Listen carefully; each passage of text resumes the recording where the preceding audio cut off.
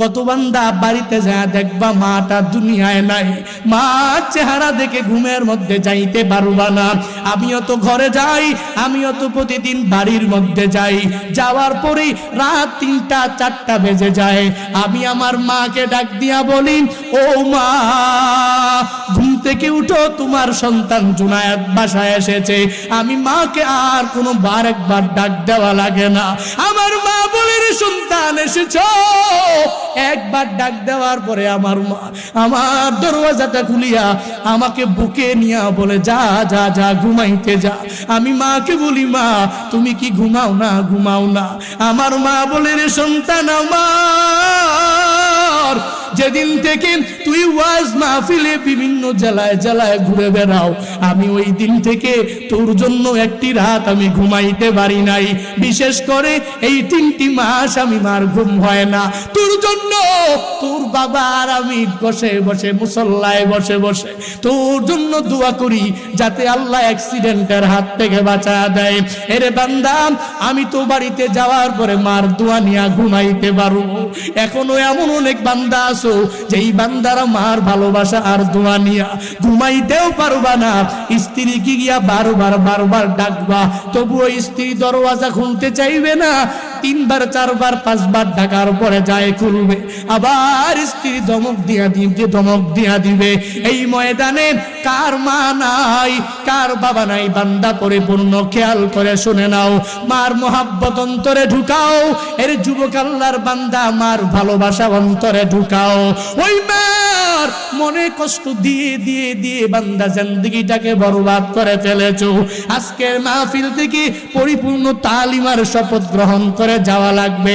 আজকে বাড়িতে যাওয়ার পরে মার থেকে দোয়া নিয়া ঘুমাইতে যাইবা, আর বলবা, মা তোমার দোয়া আমার বড় দরকার। মা তোমার দোয়া ছাড়া আমি এই দুনিয়াতেও কিছু করতে পারবো না। মা তোমার দোয়া ছাড়া আমি কিয়ামতের ময়দানে জান্নাতেও যেতে পারবো না।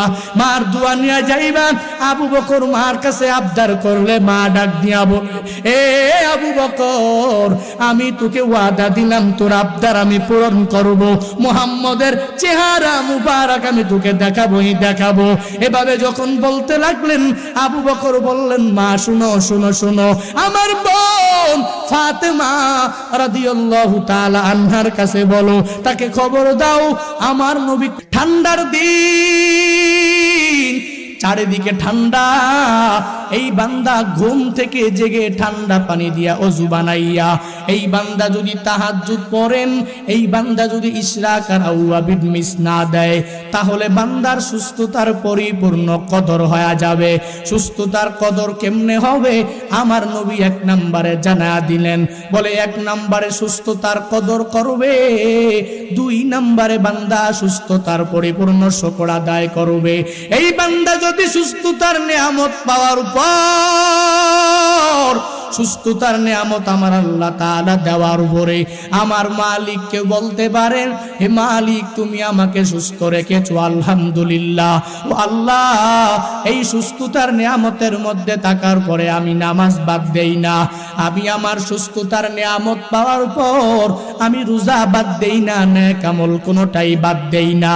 ও আল্লাহ, আমি তোমার সুস্থতার কদর করি, তোমার পক্ষ থেকে যেই সুস্থতা, ওই সুস্থতার কদর করে করে করে আমি চলাফেরা করি। শুধু তাই না, হে মালিক তুমি আমাকে যে সুস্থ রেখেছো, 1 নম্বরে আমি সুস্থতার কদর করে চলার পরে, সুস্থতার নিয়ামতের শুকর আদায় করার পর 3 নম্বরে আমি সুস্থতাকে পরিপূর্ণ ভালো খাতে কাজে লাগাই। দুনিয়াতে এমপি মন্ত্রী মেম্বার কত কত এলাকার মধ্যে যারা জুলুম করে, ওই জালেমরা আমাকে আইসা টাকা পয়সা কিছু হাতের মধ্যে ধরাইয়া দিয়া কত বলেছে, অমুক এলাকার মধ্যে যা দেখ, ওই এলাকার মধ্যে একটা মাজলুম মানুষ, গরিব মানুষ, এই গরিব মানুষের 2 বিঘা জমি আমার দরকার, কেমনে আনবি জানি না, তোর কাছে আমি টাকা দিয়া দিলাম, ওই লোকটার 2 বিঘা জমি তুই নিয়ে আমার কাছে দিয়া দিবি, দলিলটা জোর করে নিয়ে আসবি, সে না দিলে তার উপরে পরিপূর্ণ আঘাত আর প্রহার করবি।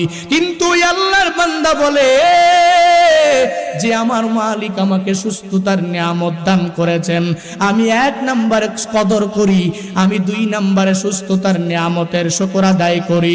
তবে আমি আমার মালিক এই সুস্থতার নিয়ামত দেওয়ার পরে উপযুক্ত খাতের মধ্যেই ব্যয় করি, আমি অন্যায় খাতে আমার এই সুস্থতাকে ব্যয় করি না। নবী বলেন এই 3টা হক যদি বান্দা ঠিক মতন আদায় করতে পারে, তাহলে আমার রব, আমার মালিক এই বান্দাকে কি প্রতিদান দান করবে? বলে আমার আল্লাহ এই বান্দার এই নিয়ামতের 3টা হক ঠিক মতন আদায় করার কারণে আমার রব, আমার মালিক এই বান্দার সুস্থতার নিয়ামত মৃত্যু পর্যন্ত আল্লাহ বাড়ায়া দিবে। দুনিয়াতে তাকায় দেখো কত আল্লাহর গোলাম এলাকার মধ্যে ঘুরে ঘুরে হাঁটে হাঁটে মসজিদ থেকে বের হইয়া বাড়ির দিকে রওনা হয়ে যায়। তাকায়া দেখো এই বান্দার মতো সুস্থ আর কেউ নাই। সবাই বলে এই লোকটা খুব ভালো মানুষ, সুস্থতার নিয়ামতের মধ্যে আছে, অসুস্থ হয় না। এই আল্লাহর বান্দা নামাজ পড়ে, রোজা রাখে, নেক আমল করে, বান্দা তাহাজ্জুদ বাদ দেয় না, এই বান্দা ইশরাক আর আওয়াবিন বাদ দেয় না।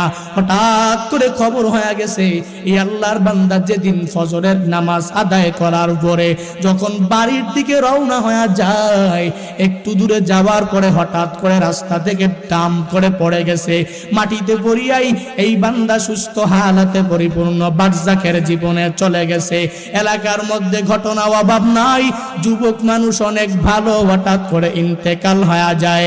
এর বান্দা যদি পজিটিভলি চিন্তা ভাবনা করো, এই বান্দাকে আমার আল্লাহ পারতেন অসুস্থ দিয়া বিছানার মধ্যে শোয়া রাইখা আল্লাহ মৃত্যু দিতে পারতেন, কিন্তু না, আমার আল্লাহ কেন দেয় নাই? কেন রিসার্চ করে দেখো, এই আল্লাহর বান্দা নামাজ বাদ দেয় নাই, এই বান্দা তাহাজ্জুদ ইশরাক আওয়াবিন বাদ দেয় নাই। সুস্থতার নিয়ামত পাওয়ার পরে অপচয় খাতে বান্দা এই সুস্থতা ব্যয় করে নাই, বরং এই সুস্থতার নিয়ামত পাওয়ার পর এলাকার মুরব্বী মানুষ নামাজের জন্য যখন যায়, এলাকার মুরব্বী মানুষ হাঁটতে অনেক কষ্ট হয়, এই বান্দা সুস্থতার নিয়ামত দিয়া ওই লোকটাকে মায়া করে হাতে ধরে নিয়া মসজিদ পর্যন্ত পৌঁছায়া দিয়েছে। যে কোনো একটা আমলের মাধ্যমে আমার মালিক বান্দার প্রতি রাজি হয়ে গেছে। এজন্য সুস্থতার নিয়ামত লাশ পর্যন্ত রাখিয়া এই বান্দার মৃত্যু আমার আল্লাহ বান্দার কপালে লিখে রেখেছে। এরে বান্দা, নবী জানায়া দেয় যদি 3টা হক আদায় করতে পারো তাহলে তোমার সুস্থতার নিয়ামত আমার আল্লাহ তাআলা মৃত্যু পর্যন্ত বাড়ায়া দিবে।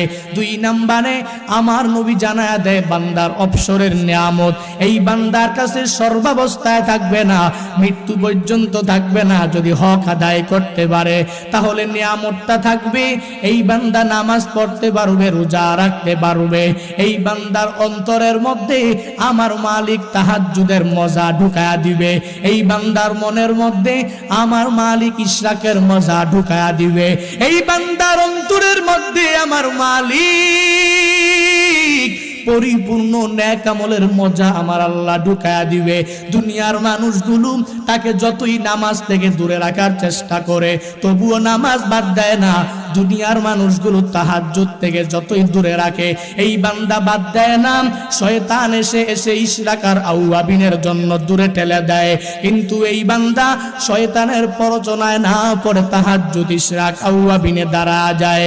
আমার নবী জানায়া দিন, আমার উম্মতের দলের মধ্যে যদি কোনো উম্মত এই অবসরের নিয়ামত পাওয়ার পরে দুনিয়াতে যৌবনকাল পাওয়ার পরে এই যৌবনের পাওয়ার অপচয় খাতে ব্যয় না করে নামাজে ব্যয় করতে পারে, যৌবনের পাওয়ার যদি অপচয় খাতে ব্যয় না করে তাহাজ্জুদে করতে পারে, যৌবনের পাওয়ার অপচয় খাতে ব্যয় না করে দুনিয়ার মানুষকে সাহায্যের মাধ্যমে করতে পারে, আমার আল্লাহ এই যৌবনকালের ইবাদতের দাম এই বান্দাকে আমার আল্লাহ কত সম্মানী আর দামি বানায়া দিবে।